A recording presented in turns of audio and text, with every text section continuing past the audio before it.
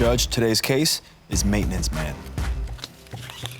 Alcohol, telephones, and an old lady with a plate of food. Those first two I understand. That last one we gonna have to figure out. Court is now in session. The Honorable Judge Lynn Toller presiding.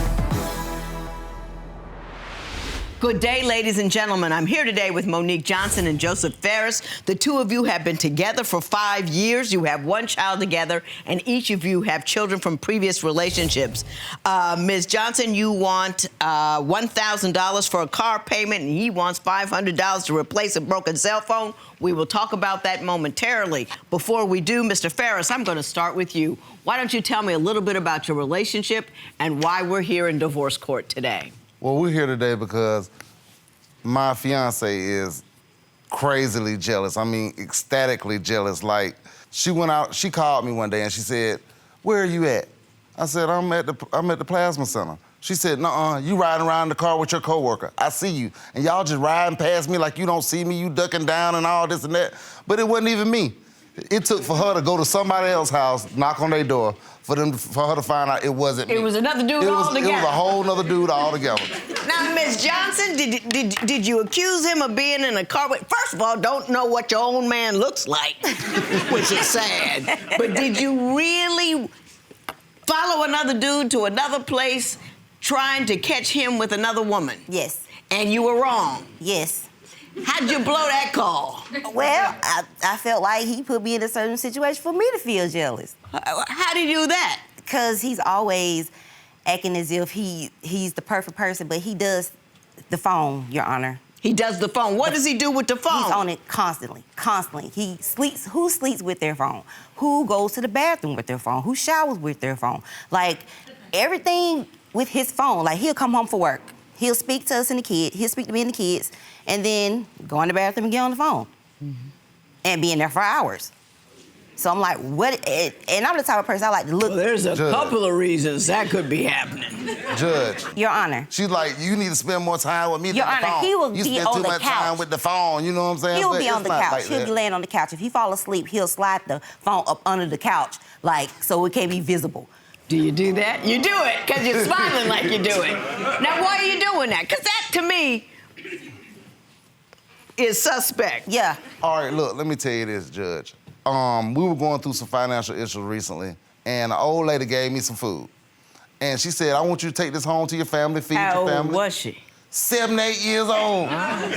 This lady is old enough to be my great-grandmama. Right. So she give me some food, and I'm like, "Thank you," and I take it home. I tell Monique, I said, "This old lady gave me some food." No, he didn't say that. To feed us. And I said, "This old lady gave me some food to feed us," and she said, "I'm not gonna eat it. You probably like that old lady. Da-da-da-da-da. Y'all probably got something. What lady gonna buy you some food? Blah, blah, blah, blah. You probably got something going on or something." And I'm like, 7, 8 years old? This lady is crippled. Your Honor. What the world? I know my man's, I know how he talk.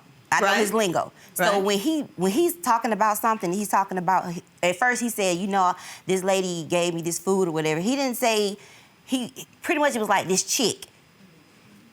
Did he use the word chick? Yeah, or because you know how you talk to, if you were talking to an older lady, you will say, you know, that ma'am, or, you know, the Miss Lady gave me this food or whatever. I know how he talks. So I'm sitting up here like, he didn't say that. He was like, this chick gave, I'm like, why are you getting food from this chick?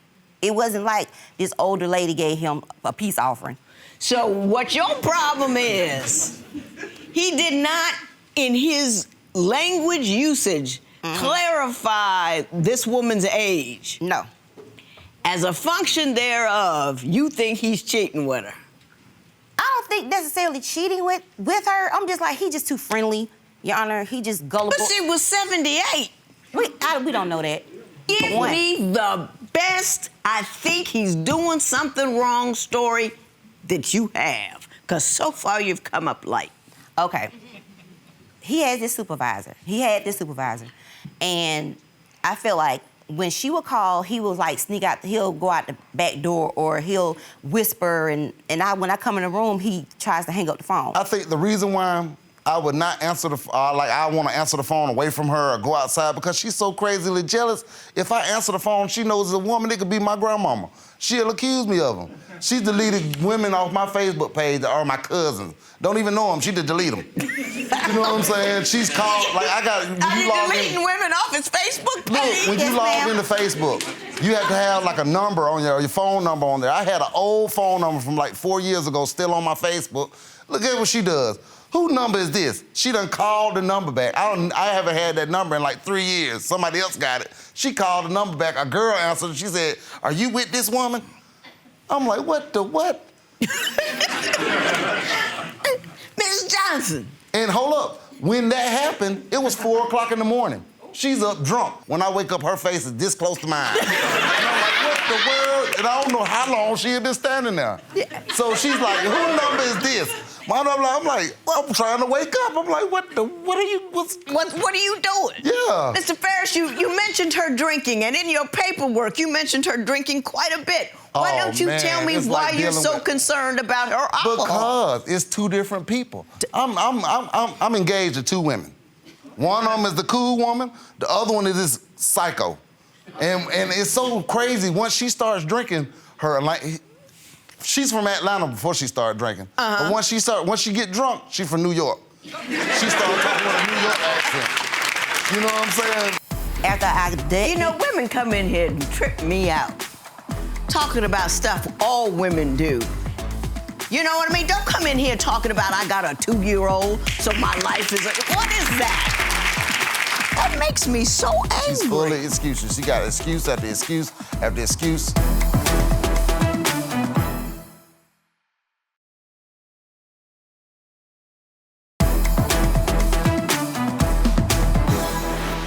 Tell me the most spectacular story you have about her drinking and what that makes her do. All right. Early in the day, she'll tell me, "Ooh, I want you. I can't wait till later on. I want you. We gonna do this. We gonna do that." She won't even come to bed. I've been bought me a pill or something, cause you know I'm 41 years old. I had to have something to help me sometimes.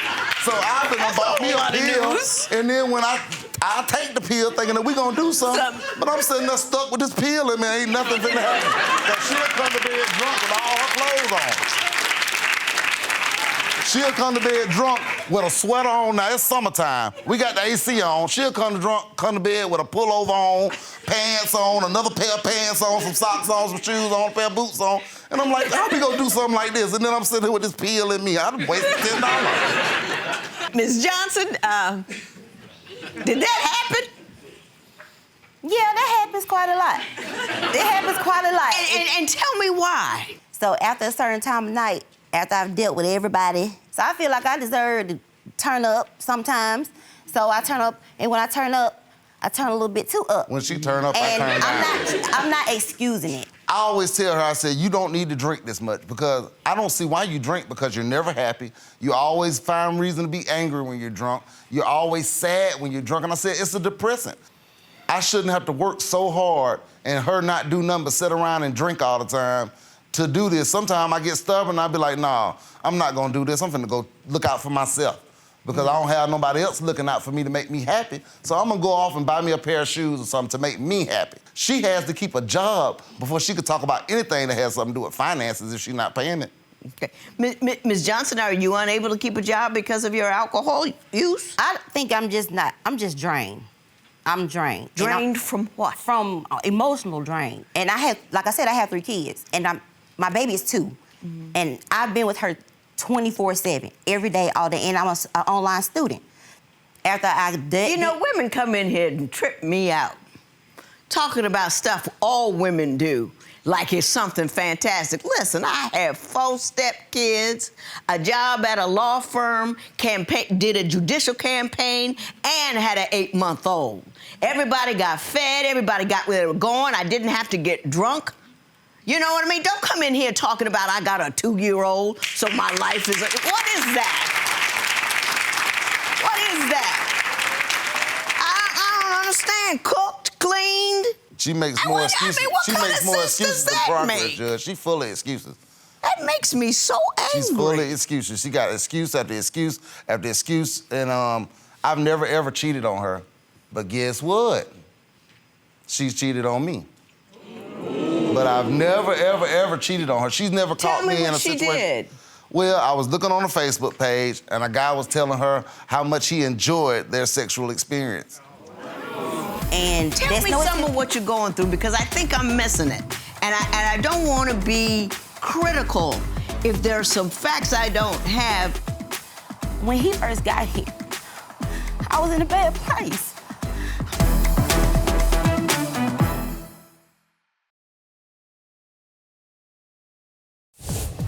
If you would like your case to be heard on divorce court, call us toll-free at 1-877-311-2222 or log on to our website at divorcecourt.com. Missed a show? Watch full episodes on our streaming platforms, and for exclusive content, go to Apple TV. I've never, ever cheated on her, but guess what? She's cheated on me. What the what? Now, Come on, man. Ms. Johnson, did you cheat on him? When he first got here, I did. And Tell me some of what you're going through, because I think I'm missing it.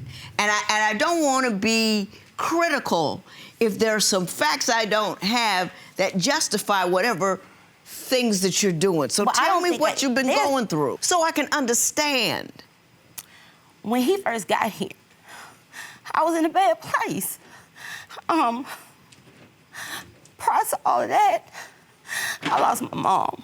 And I'm the only child, so I'm like, I have to do things by myself. So I really didn't have nobody. But after my mom passed, I just turned to alcohol just to numb myself. So we was reaching out to each other on Facebook, and I've known him since we've been in middle school. So this is not a person that I just know from like 5 years ago. I've known him pretty much half our lives. So when he came here, he knew, or he was informed that I was an alcoholic. I knew it. And I was talking to her back and forth. She had her son. They was like going from from place to place. Like he would call me and say, I don't know where my mama at. She'll call me drunk saying, I don't remember how to get back to where my son is and stuff like that. So I was like, at first I wanted to go, but after all that I was going through, I was like, no, I'm not finna take myself up there and go through that mess. I'm praying to God about it. I go to work, right? Every day I go to work at the Piggly Wiggly, I had to buff the floors. So first thing I do is I grab a Dr. Pepper and I put it in the cooler so when I get through buffing the floors, I can drink my Dr. Pepper. But this day, they didn't have no Dr. Pepper. They only had Coke. So I grabbed the Coke, didn't look at the bottle or nothing.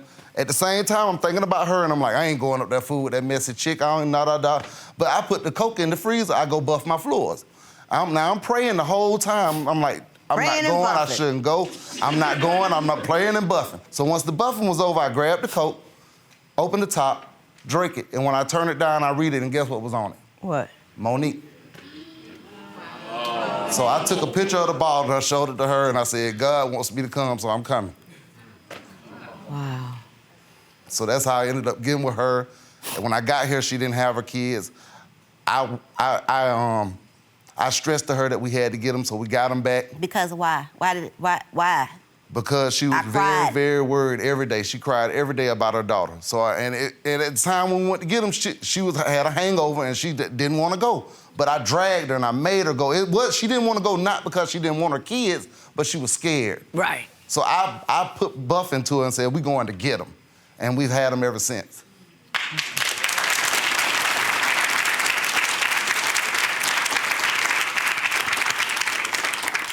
I'm not going to talk about money. I'm going to talk to you. In part, I'm going to talk to her on behalf of you, because I think you like all that and a bag of chips. Buffing and praying and then go down and get that woman and make sure that she gets her kids. I mean, all that in a bag of chips.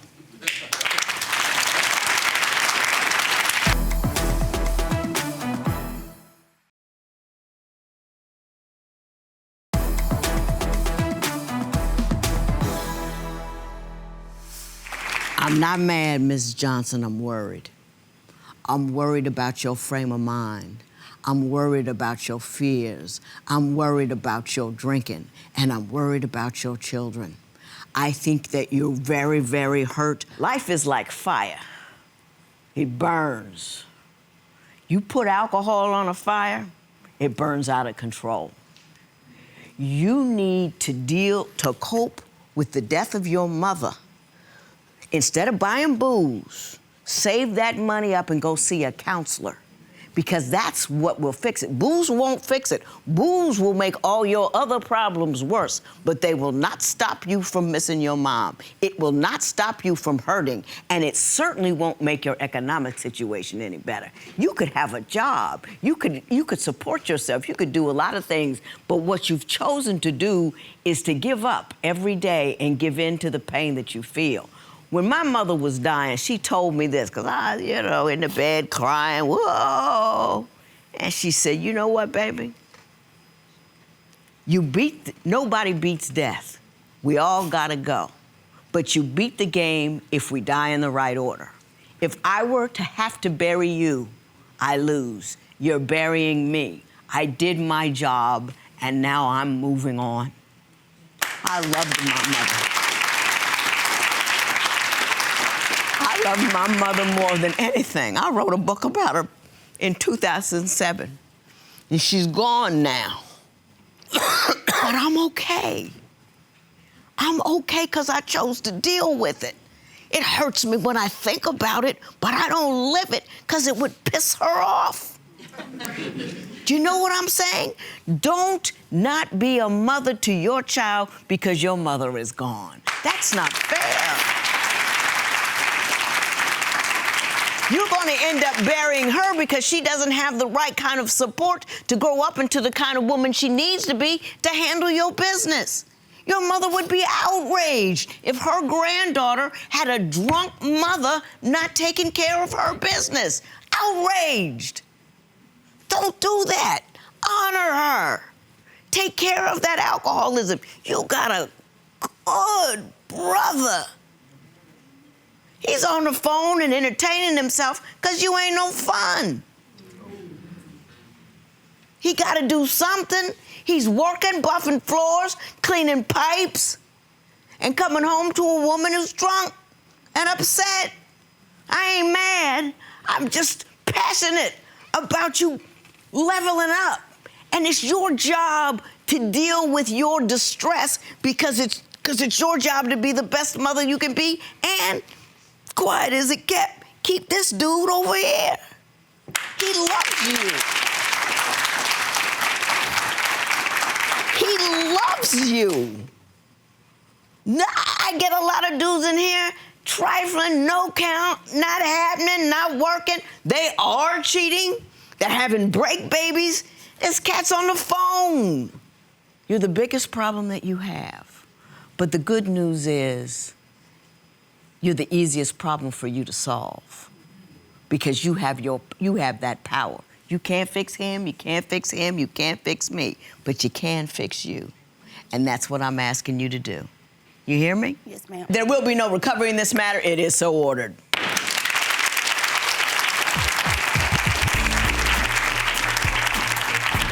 So what's your reaction now after hearing what Judge Lynn had to say today? She said a lot of real things, and I just need to work on myself and better myself. And for you? I think everything's gonna be all right now. I think that's what we needed. We're gonna go and search out counseling, and I think this is what we really need. Mm-hmm. Now, counseling obviously is something Judge Lynn recommended. You think this alcohol abuse is fixable?